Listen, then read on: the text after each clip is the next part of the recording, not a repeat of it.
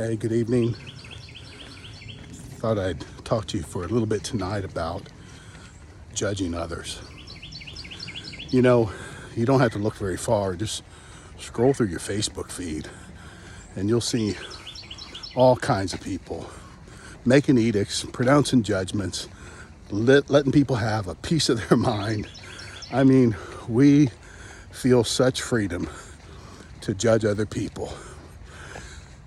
And for a Christ follower, we look at the Sermon on the Mount in Matthew 7, and Jesus said, "Judge not lest you be judged." And that should be sufficient reason to give any and all of us pause before we judge another person. But, Jesus is saying a couple of things here. Number one, he says, "Lest you be judged." In other words, when I judge others, I'm inviting God to judge me. Why is that? Well, because I'm saying, I know this standard so well, I feel competent in applying it to other people. So God, you feel that same freedom in applying that standard to me because I know this one. I do this one really well. But not just that, in the next verse he says, because with the measure you use, it'll be measured to you. So it's not just that I know the standard and I feel this freedom to apply it to other people, but I'm saying, God, in the same way, as exacting, as merciless as I am in applying to other people, God, use that same standard with me. I know this one really well. And that's a scary thought. It's a scary thought that every time we judge, we invite judgment about the same thing to the same degree. But here's the deal. The reason it should really cause us pause is because of the propensity in human beings to judge harshly in others the things they won't own in themselves.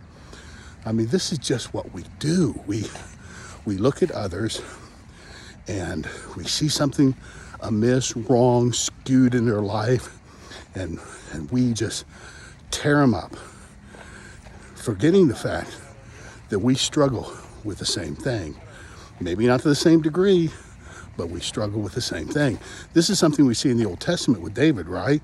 David had sinned, committed adulteries, took his neighbor's wife, and went for a good solid year, never confessing that, until Nathan the prophet comes, confronts David by telling him a story about a rich man who had a poor neighbor, and the poor neighbor only had one lamb, his pet lamb, one and only, and the rich neighbor came and stole that lamb and served it to a guest for supper. And David, when he heard this story, he was livid. And he pronounced judgment. He said, "This man needs to die." And Nathan the prophet looks at David. I'm sure he took that finger and put it in David's chest and said, "You're that man, David." Because that's exactly what David had done. He'd taken his neighbor's precious wife as his own. So David was angry about this story, but the person David was really angry at was himself. And this is the challenge of being judgmental, is oftentimes the anger that's stirred in us is anger over things that we don't own in our own life. So all of us need to take to heart Jesus' admonition, "Judge not, lest you be judged." Well, I hope that you have a great week, and I look forward to seeing you again real soon.